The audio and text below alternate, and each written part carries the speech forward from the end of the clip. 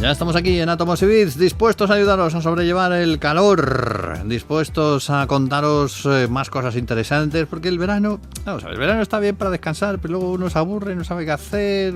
Sí, bueno, me he lavado, bueno, me he bañado en la piscina, he caminado un poquito por el monte y tal. ¿Y luego qué? Pues luego a escuchar Átomos y Bits para conocer las últimas novedades de la ciencia y de la tecnología y también de la innovación. Y para conocer, pues entre otras cosas, las ofertas de Xiaomi que nos ha acompañado durante toda esta temporada, que tiene de todo. Hemos hablado de teléfonos móviles, hemos hablado de pantallas, de ordenador, de televisiones, pero que tiene también un cepillo eléctrico, el Xiaomi Electric Toothbrush, para cuidar tus encías con la mayor suavidad, un ajuste múltiple de potencia con vibración de alta frecuencia, con cerdas DuPont Stay Clean Brush Wire, pantalla inteligente LED, configuración personalizada con aplicación y batería de larga duración y flexible. ¿Qué me dices? Por debajo de 120 euros puedes encontrar este Xiaomi Electric Toothbrush, que según me dices es el toothbrush de Bruce Willis también. El cepillo dental eléctrico más profesional, el de Xiaomi, de magia de cine.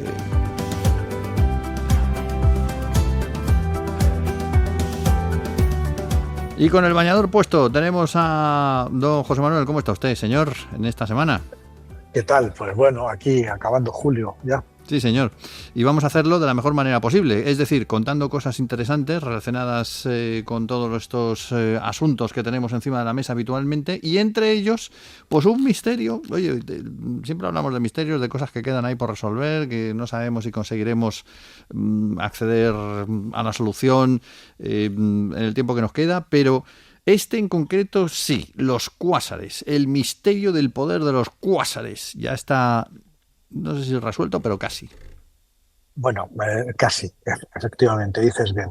A ver, un cuásar, que cuásar es un acrónimo, ¿no? Viene de Quasi-Stellar Object, es decir, objetos casi estelares, ¿no? Y son intensísimos destellos luminosos, ¿no? Que cuando se dieron cuenta lo lejos que estaban, porque están todos a miles, los que conocemos, ¿no? Están todos a miles de millones de años luz de distancia, y los primeros se vieron hace unos 60 años o así, ¿no?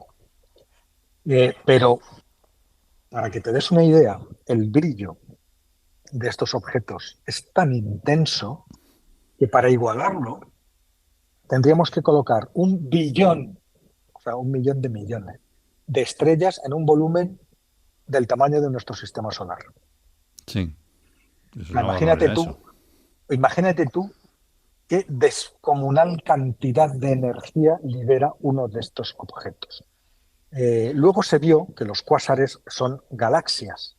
En realidad no son estrellas, sino que son galaxias activas. Es decir, estas galaxias que las hemos visto representadas muchas veces con unos tremendos chorros de energía que salen por los polos, hacia arriba y hacia abajo. Sí. Bueno, pues, y sabemos que esa liberación de energía está de alguna manera relacionada con la actividad de los agujeros negros supermasivos que hay en el centro de la mayoría de las galaxias, ¿no? Pero seguimos sin saber qué era exactamente lo que desencadena una respuesta tan enorme, tan gigantesca, ¿no? Por parte de una galaxia para que genere un cuásar, para que un cuásar entre en ignición, ¿no? Bueno, pues ahora este estudio ha revelado por primera vez que los cuásares son una consecuencia de un choque entre galaxias. Es decir, la colisión entre galaxias es una de las consecuencias. Y en el equipo de investigadores hay también un español que se llama Carlos Ramos Almeida, que Anda. es de la Universidad de la Laguna. Quería destacarlo porque vamos, tenemos muy buenos científicos, muy buenos astrónomos, y muchos de ellos participan en buenísimos y punteros trabajos internacionales, ¿no? Bueno, pues Además vamos. que no se conoce mucho, pero tú, por ejemplo, has tenido oportunidad de hablar incluso en el Instituto Max Planck también, con gente allí, con españoles que están trabajando, Sí, y es por curioso supuesto. que no se hable, no se reconozca la labor de toda esta gente, porque son, como bien dices, hacen trabajos importantes. Es que, ¿sabes cuál es el problema? Que algunos de los mejores científicos que tenemos en España resulta que no están en España, Claro. sino que para poder desarrollar su trabajo se han visto obligados Mm, a marcharse a instituciones extranjeras, ¿no? sí. Porque allí es donde les reconocen, no les piden. kilómetros cuadrados de papel y de permisos y de formularios a rellenar para tener una subvención para un trabajo que además normalmente no es suficiente para hacer el trabajo que quieren hacer. Ya, No les pagan mal, no les permiten tener equipos. O sea, la investigación en España es un desastre, ¿no? un poco Por la penoso, sí. burocracia y por todo. Y entonces, pues de repente llega, no sé, el Instituto Max Planck, que es uno de los mejores del mundo, se coge a los 7 mejores físicos que tenemos en España y se los lleva a todos por un pastón, les da fondos ilimitados, les deja unos equipos maravillosos, les pone todo, les compra y que tú investiga, que eso es lo que tienes que hacer. Y no Claro, te preocupes de nada más. ¿Y cómo no te vas a ir? Pues entonces resulta que esos científicos no están produciendo aquí. La pena es que los hemos formado aquí, los sí. hemos amamantado aquí, nos hemos gastado el dinero en formarlos y en tenerlos y en tal, y luego no somos capaces de hacer que se queden aquí. Ujú. Es Bueno, bastante lamentable, pero bueno, rompemos esa lanza por ellos y seguimos con por el tema. supuesto, hecha esta digresión, pues ahí tenemos a Almeida, ¿no? Sí. Bueno, volvamos a los cuásares. A ver, los astrónomos, bueno, lo sabemos muy bien, ¿no? Pues lo acabo de decir que las galaxias, la mayoría de ellas, tienen gigantescos agujeros negros, ¿no? Y otra cosa que las galaxias tienen en abundancia es enormes cantidades de gas. Pero todo ese material, todo ese gas, suele estar en órbita, girando alrededor de la galaxia y normalmente bastante distante del centro galáctico, con lo cual está, digámoslo así, fuera del alcance de estos agujeros negros. Pero ¿qué pasa cuando una galaxia choca con otra? Pues que cambia absolutamente todo. Toda esa ingente cantidad de gas que es de la cual surgen nuevas estrellas. Hay nebulosas enormes, gigantescas, que tienen decenas de años luz de tamaño, ¿no? Y que no son más que nubes de gas. Y todo eso es alimento. Pero claro, el agujero negro no llega. Pero cuando dos galaxias chocan, todo ese gas, en el lío que se forma cuando una galaxia se cruza con la otra, pues mucha cantidad de ese gas va impulsado directamente hacia el centro, es decir, directamente hacia las fauces del agujero negro, que empieza a tragárselo pues a un ritmo inusitado, ¿no? Vamos, se da unos atracones que no se los había dado en su vida, ¿no? Y justo cuando está ocurriendo toda esta sobrealimentación, es cuando el agujero negro empieza a liberar unas cantidades extraordinarias de energía en forma de radiación. Y eso da lugar a ese potentísimo fenómeno que llamamos cuásares. Ya. Claro, la ignición de un cuásar no es cosa de broma, ¿no? Y es tan poderoso que puede tener consecuencias dramáticas para las galaxias que lo generan, ¿no? Por ejemplo, la energía puede ser tal que puede expulsar de golpe al espacio todas las reservas de gas que tiene una galaxia. Arrea. ¿Y eso qué hace? Pues la mata, porque le impide seguir formando nuevas estrellas durante miles de millones de años, ¿no? A ver, hasta ahora conocemos unos 200.000 cuásares diferentes. Y como te he dicho al principio, todos ellos están a distancias gigantescas de la Vía Láctea. Mm. Pero es muy probable que aquí mismo nuestra galaxia, cuando se junte con Andrómeda, la vecina que se nos está acercando a 400.000 kilómetros por hora, cuando las dos se junten, es muy probable que generen su propio cuásar, ¿no? Mm. Y ese cuásar será tan brillante que también será un faro visible, pues desde cualquier punto del universo, ¿no? Es decir, es muy emocionante pensar que a lo mejor nosotros vamos a sufrir ese mismo destino dentro de miles de millones de años, ¿no? Bueno, dentro de miles de años todos calvos también, te digo. O sea que... Sí, claro, para lo que quede ahí, ¿no? Pero si es que queda algo, que yo creo que no. Porque estamos hablando de que Andrómeda se juntará con la Tierra entre unos 4.000, 4.500 millones de años. Pero para entonces el Sol habrá cambiado tanto que la Tierra ya no existirá desde hace muchísimo, ¿no? Mucho Sí. tiempo antes de eso el Sol ya se habrá convertido en una gigante roja.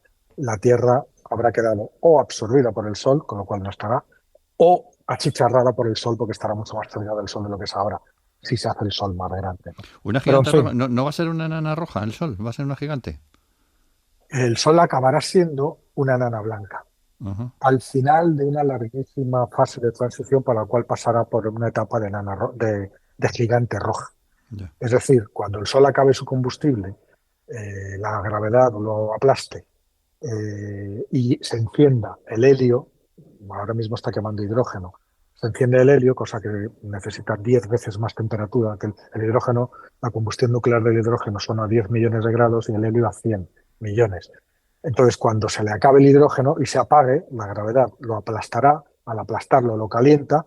El centro del Sol alcanzará los 100 millones de grados y como durante toda su vida útil quemando hidrógeno ha estado fabricando helio, pues empieza a quemar helio. Bueno, pues el helio no es lo mismo que el hidrógeno y cuando empieza a quemar helio, rebotará, es decir, esa fuerza de nuevo del horno nuclear funcionando que empuja hacia afuera, vencerá a la gravedad y el Sol se hinchará como una enorme gigante roja que se tragará sin duda a Mercurio y a Venus y quedará o rozandito la Tierra o se tragará también a la Tierra. Ya. Eso está por ver, ¿no? Pero eso va a pasar mucho antes de que nuestra galaxia choque con Andrómeda. Pero bueno, Y nosotros en todo preocupados por el caso, cambio climático, así es que ya te digo yo que no. sí, sí, o bueno, sí, exactamente. O cualquiera de las miles de cosas que nos pueden pasar en todo ese tiempo, ¿no? Por ejemplo, que nos caiga un asteroide encima, como el que se cargó a los dinosaurios, aunque ahora parece que se ha descubierto que nuestros primeros antepasados sobrevivieron a ese asteroide. Bueno, se ha descubierto, se sabía en realidad, pero creo que hay algunos datos más sobre cómo lo consiguieron, Sí, cómo lo sí, hicieron, sí, ¿no? sí. Esta es la historia, esto es la historia de quién fue primero el huevo o la gallina, ¿no? Verás. eh, em, a ver, está claro que nuestros primeros antepasados, los mamíferos, Sí, pudieron sobrevivir y extenderse porque los dinosaurios se extinguieron, porque cayó un meteorito un asteroide hace 66 millones de años que los extinguió a todos. Y gracias a eso los mamíferos pudieron prosperar. Pero los mamíferos placentarios, porque hay distintas clases, distintos grupos de mamíferos, y los placentarios son el grupo que incluye a los humanos y a todos los animales que tienen un embarazo por placenta y que alimentan a sus crías dentro de una bolsa con líquido amniótico. Pues están los humanos, los perros, los murciélagos, los gatos, en fin. Bueno, pues el origen eh, eh, muestra, muestra que probablemente se desarrollaron antes de la llegada, de la caída de este meteorito. Es decir, que no son posteriores a la caída del meteorito, es decir, que no evolucionaron gracias a que los dinosaurios ya no existían, sino que lo hicieron antes. ya Tú estaban fíjate, evolucionando. claro, eso es lo que te decía del huevo y la gallina, ¿no? O sea, está claro que la destrucción provocada por el asteroide, pues al final, ayudada por otras causas como vulcanismo o lo que sea, pero fue determinante para la muerte de todos los dinosaurios no avianos, porque los dinosaurios avianos sobrevivieron y se transformaron en aves, y quedaron todos extinguidos, junto con el casi 80% del resto de la vida en la Tierra. Ujú. Pero claro, los mamíferos placentarios estaban ya presentes junto a los dinosaurios cuando se produjo esa extinción o evolucionaron después de que los dinosaurios quedaran eliminados, ¿vale? Eh, ahí hay un debate, hay un debate científico sobre ese tema en cuestión, ¿no? ¿Por qué? Porque los fósiles de mamíferos placentarios no aparecen en rocas más antiguas de 66 millones de años, que es cuando cayó el asteroide. Aparecen todos los que se conocen son más recientes. Es decir, parece indicar que los mamíferos placentarios surgieron después de la caída de este asteroide. Sí. Pero, amigo, resulta que los datos moleculares, la biología molecular, lleva tiempo indicando lo contrario, que estos mamíferos placentarios de los cuales nosotros formamos parte, es decir, nuestros primeros antepasados, son anteriores, son bastante anteriores a la época de los dinosaurios, lo cual quiere decir que ya convivieron con los dinosaurios, llegaron a vivir junto a los dinosaurios hasta que cayó el asteroide y estos, los nuestros, lograron sobrevivir y los dinosaurios no. Mm. ¿Vale? Pues eso es lo que habla este artículo del que hablamos hoy, ¿no? Ya. ¿Qué hicieron los científicos? Pues hicieron un análisis estadístico de todo el registro fósil que hay de mamíferos placentarios para ver los que se pudieron originar antes de la extinción masiva y saber en qué momento lo pudieron hacer. Bueno, resulta que fue un periodo muy corto, pues alrededor de 1 millón de años. 1 millón de años nos puede parecer mucho, en términos humanos, ¿no? Pero en términos geológicos es nada, es un suspiro, ¿no? Pero es decir, durante todo ese tiempo, nuestros antepasados directos, incluidos los primates, los primeros protoprimates, de los cuales nosotros formamos parte, nosotros somos primates, pues coexistieron con los dinosaurios, fueron capaces de sobrevivir, probablemente porque eran subterráneos, vivían en madrigueras para protegerse de todos los bichos que había arriba, que se los comían por tierra, mar y aire, vamos. Ya.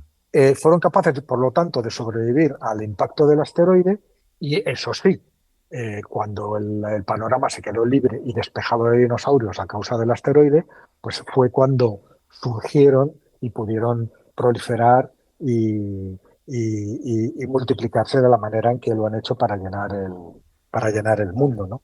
Cosa que antes no podían hacer, ¿no? Ujú. Bueno, pues ahí tenemos el origen o más cerca del origen de lo que eran los mamíferos. Yo no sé si existe algún dato de dónde apareció el primero de los mamíferos o aparecieron en general en todo el mundo a la vez. Pues empezaron a aparecer, ¿no? Me pillas, no conozco ese dato. No hay No, un no. dato específico, ¿verdad? Seguramente, No me suena. seguramente exista, ¿no? Pero no No te me lo sé suena, no, decir. te lo preguntaba por si acaso, pero no me suena. Un poco por saber, digo, bueno, aparecieron así un poco dispersos por todo el mundo o en algún punto específico.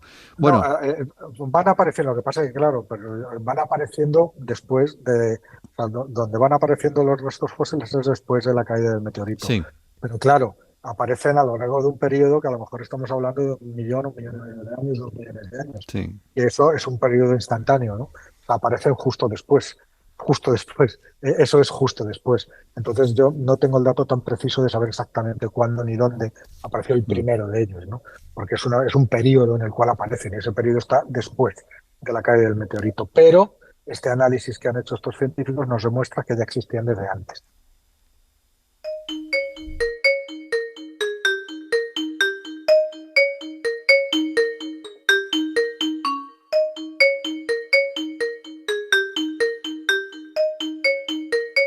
Para poner colorines en tu muñeca, el Xiaomi Smart Band 7. Tienes aquí, bueno, un elemento con pantalla AMOLED de alta resolución de 1,62 pulgadas, con más de 100 diseños de pantalla personalizados, monitorización durante todo el día, por ejemplo, también la supervisión del sueño, análisis del entrenamiento profesional, monitorización de la frecuencia cardíaca, más de 110 modos de deporte, las correas, como digo, de colores, resistencia al agua de 5 atmósferas, batería con una duración de 14 días. Todo eso, el Xiaomi Smart Band 7, a juego con tu vida. Está por debajo de los 40 euros ahora mismo. De magia, de cine. Nuestro espacio dedicado a la tecnología está hoy destinado a la nada. Bueno, a la nada no, al Nothing. Al Nothing Phone, al teléfono Nothing, que siempre me ha hecho mucha gracia este nombre. Y bueno, con los últimos datos sobre la cantidad de unidades que se han vendido en estos últimos meses, ¿no?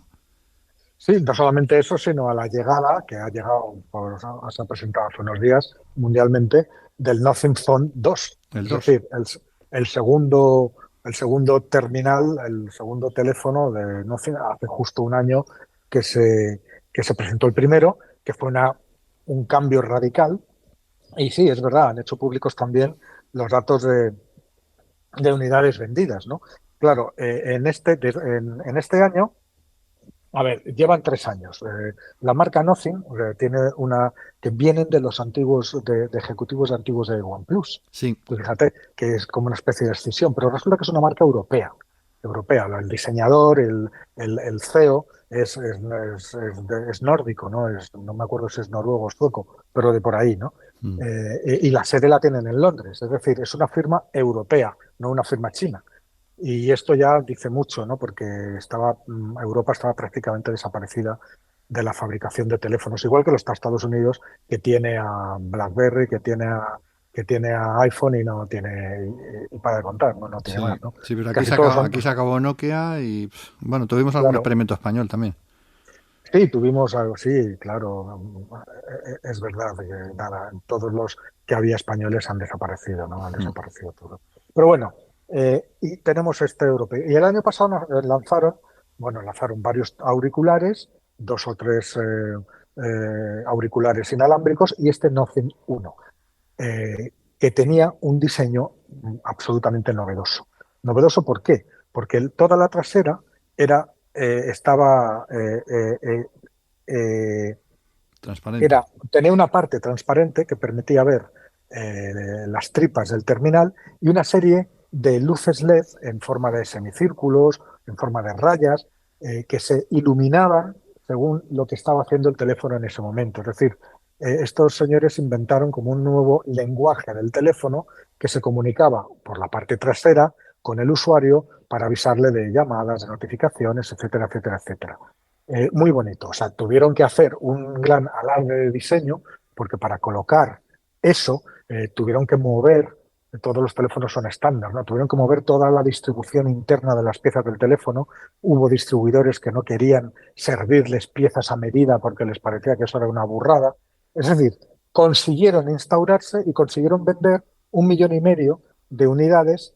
La mitad de esas unidades, 750.000, eran del Nothing Phone 1 y el resto de los auriculares que también eran de diseño transparentes y que se iluminaban.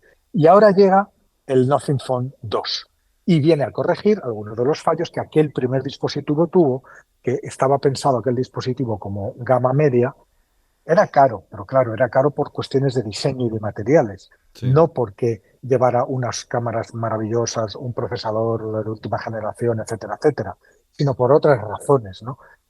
Y a pesar de eso, el factor tengo algo distinto, tengo algo diferente, tengo algo exclusivo, pues consigue 750.000 unidades, que no está nada mal, ¿no? Pero ahora, además de eso, el nuevo teléfono, aparte, ya no es de gama media, sino que es de gama alta. Es de gama alta porque le han metido, esta vez sí, especificaciones más de gama alta, ¿no? Y entonces nos encontramos con este Nothing Phone 2, con el diseño muy, muy parecido, que apenas tiene diferencias con el Phone 1. La parte trasera de vidrio está ligeramente curvada, por delante sigue siendo recta, sigue estando hecho con materiales reciclados, pero las interfaces luminosas, que era lo que convertía a este teléfono en algo especial, han cambiado. Han cambiado porque en lugar de, es que claro, si no lo tienes en la cabeza, en el anterior había como por ejemplo un semicírculo que era todo una señal luminosa, ¿no? Sí. Bueno, pues ahora está ese mismo semicírculo, pero segmentado, en trozos separados. ¿Y eso qué quiere decir? Pues que al estar los trozos separados en vez de continuos, puedes dividir entre más funciones. Puedes repartirlo entre más funciones diferentes, que es lo que han hecho. Meter más tipos de notificaciones y más funciones, ¿no? Aparte de eso, han permitido, fíjate, vuelven los... ¿Tú te acuerdas de los politonos? Sí. ¿Cómo Bueno, no? pues, ¿Cómo pues, olvidarlos? los, pues han vuelto, los han hecho volver, se han puesto de acuerdo con un grupo musical británico, que ahora no me acuerdo cómo se llama, y te permite diseñar en base a una herramienta que está incluida dentro del propio teléfono, los tonos de los sonidos de cómo quieres que suene tu teléfono, ¿no? Es decir, te lo puedes Personalizar. personalizar, ¿no? Bueno, está bien, con lo cual tienes tonos absolutamente nuevos de llamadas, nuevos brillos, nuevas funciones. Todas estas luces de atrás te pueden hacer de linterna, pero también tienen un temporizador. Por ejemplo, todas esas acciones que requieren una cuenta atrás, pues en lugar de una cuenta atrás tú vas viendo la barra de luz que se va llenando. Pum, pum, pum, pum, pum, y sabes que cuando llega al final se acabó la cuenta atrás, ¿no? Es Sí. decir, es muy curioso, ¿no? Pero vamos a ver por qué son mejores por dentro, ¿no? Ya te digo que por fuera el aspecto es muy similar. Mm. Pues las cámaras, aunque tienen los mismos megapíxeles que la anterior, es decir, un sensor principal de 50 megapíxeles y un gran angular de 50 megapíxeles, tienen dos, pues esta vez esos sensores son un Sony MX 890, que es mucho mejor que el que había antes, y el otro, el gran angular, es un Samsung JM1, mucho mejor que el que había antes. Ya. ¿Vale? Y la cámara frontal, que antes era de 16 megapíxeles, ha pasado a ser de 32. Y sobre todo, el procesador han cogido un Qualcomm Snapdragon 8, el serie 8 1 Plus. Ese no es el 2, que es el que hay ahora, pero es uno de Es los Plus. procesadores más potentes y más poderosos que hay, ¿vale? Con lo cual, lo demás sigue estando bien. La batería tiene 4.700 miliamperios, un poco mayor que la de anterior. La pantalla es de 7,7 pulgadas. En fin, el procesador, ya te he dicho, 8 Plus de generación 1, que fíjate que este procesador tiene un 80% más de rendimiento que el del Nothing Phone 1, con lo cual la diferencia es grande, ¿no? Y los precios a los que han llegado estos dispositivos tan originales, pues dependen de la configuración que elijas, ¿no? Si eliges 8 gigas más 128 gigas de memoria, pues lo tienes por 649 euros. Si lo quieres de 12 más 256, te sube a 699. Y si quieres el tope de 12 gigas con 512 gigas de almacenamiento, pues te cuesta 799, que son 800 euros. Podemos decir que estos teléfonos podrían terminar convirtiéndose en el equivalente a Apple, pero europeo. Lo digo Fíjate, por ese plus de distinto, de ser distintos. el año pasado los llamaban los Apple europeos y Ah, los pues mira. iPhone europeos, ¿no? Pero han dejado de hacerlo, no son iPhone, son Android, llevan sistema Android, ¿no? Mm. Lo más novedoso que llevan es este diseño tan exclusivo y tan diferente, ¿no? Ujú. Eso es lo que les distingue. Muy bien. Pues nos quedamos con él y lo incluimos dentro de nuestra lista de teléfonos para probar. Bueno, con cacharritos tenemos los 50.000, que cada día saliendo distintos elementos tecnológicos y todos nos interesan y todos nos gustan. Don José Manuel, no te digo nada, te dejo con el bañador puesto y a disfrutar de la jornada. Y ya nos vemos en septiembre, ¿no? Por supuesto, nos seguiremos Es viendo decir, como debe ser. Si no cae el en meteorito agosto, nuevo. en agosto descansamos, hay que avisar a todo el mundo. Bueno, a ver, descansa el programa, pero lo que es nosotros, que Bueno, somos nosotros hombres poco. de acción, pues esto hay que decirlo, que la gente lo sepa, que estamos metidos en tantas cosas ahí salvando el mundo, más Pues allá sí. del raticulín, pues... Pero bueno, sí, el programa descansará a lo largo del mes de agosto. Así que nos vemos, pues, en unas fechas más. Muy bien, pues nos vemos. Que pases buen verano. Igualmente, gracias Juan Manuel Nieves y gracias también a Esteban Novillo, que se ha encargado de la realización técnica. Saludos de Pedro Palomay, nos vemos en poquitas semanas más.